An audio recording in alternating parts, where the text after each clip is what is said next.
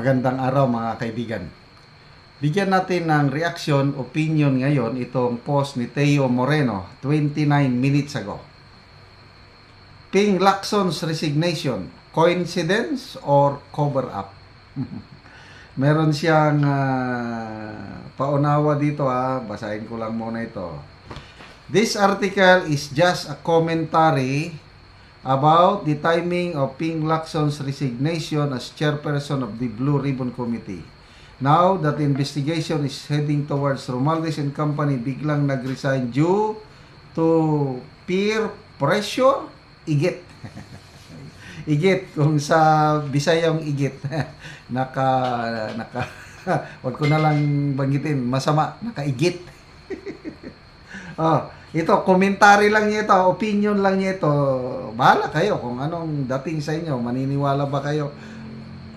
Analysis lang niya ito. Is it coincidence or cover up? Senator Ping Lacson's sudden resignation as chair of the Senate Blue Ribbon Committee raises more doubts than explanations. Kahit ako, hindi ko inaasahan yung bigla niyang pag-resign. Knowing Senator Lacson na hindi umaatras sa laban to Fighter siya talaga Nakaya nga niyang labanan si PJME at First Gentleman Mike Arroyo noong una. Tapos ngayon magre-resign pa siya. Nakakagulat yung resignation niya. Ang rason lang niya dahil lang daw sa reklamo ng mga kapwa niya senador. Okay. He claims he stepped down because some senators were disappointed in how he handled the probe on alleged corruption in DPWH's flood control projects. But the timing of his resignation says otherwise, and the public deserves to know why. Lacson quit just as the committee was preparing to invite two influential figures, former House Speaker Martin Romualdez and former Representative Saldico.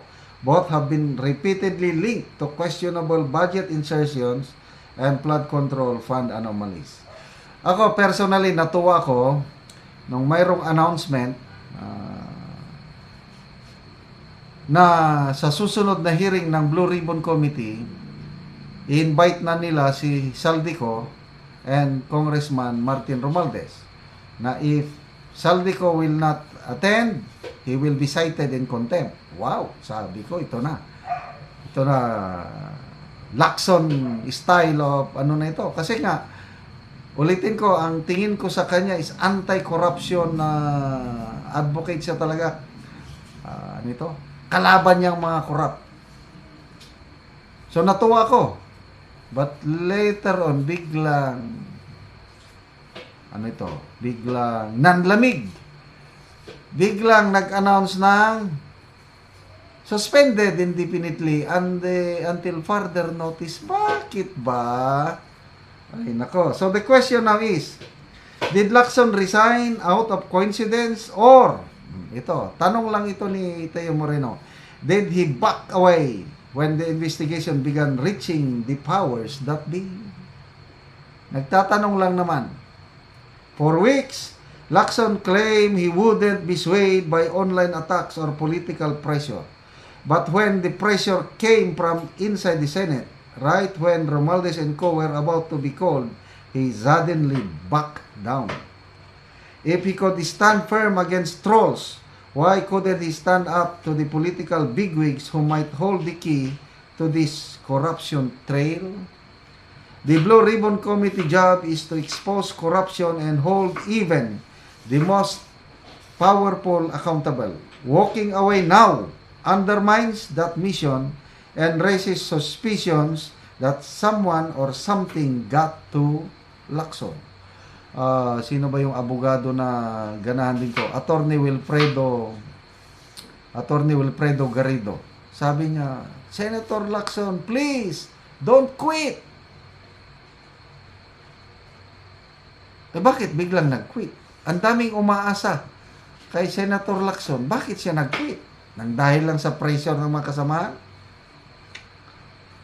His supporters may call it principled resignation, but others see it as a strategic retreat a way to avoid clashing with the Speaker of the House and his allies. Ito, opinion lang ito ni Teo Moreno. Parang iniiwasan niya na makabangga niya si Romualdez. Opinion lang ito. I don't know if it is true or not. Was Lacson protecting Romualdez and co or protecting himself from political retaliation? Question mark. Either way, one thing is clear, the Filipino people just lost another opportunity to see the real accountability. Sayang. So, sino na ngayon ang may matapang na tutugis sa mga dapat tugisin? Hindi naman pwede si Marcoleta dahil nasa minority siya. So, sabi ni Senator Soto, mahirap daw pantayan yung leadership ni Senator Lacson as Blue Ribbon Chair. So, sino ngayon? May maaasahan pa ba ang taong bayan sa Blue Ribbon Committee hearing? Mapapanagot ba talaga ang dapat mapanagot? Yun ang tanong. Lacson built his career on being a corruption watchdog, but integrity isn't proven by going after small-time players. It's tested when you refuse to bow to the powerful. If the Blue Ribbon investigation loses momentum after his exit, it will only confirm public fears that the truth about the DPWH flood control scandal is being buried one resignation at a time. Sakit naman. Napakasakit, Kuya Eddie, ang nangyari sa ating bayan. Napakasakit, Kuya Eddie, sabihin mo kung ano ang gagawin. Ay, nako. So, tingnan na lang natin sino ang papalit nila. Ako, my prayer na sana ang gagawin nilang chairman sa Blue Ribbon, yung tingin ko na walang kinakatakutan, hindi siya nadidiktahan, si Senator Juan Miguel Zubiri. Huwag lang si Senator Kiko Pangilinan kasi yan ang maugong-ugong na papalit. Pag si Pangilinan ang goodbye Philippines. God save the Blue Ribbon Committee. Okay, salamat mga kaibigan sa inyong pagsubaybay sa ating channel.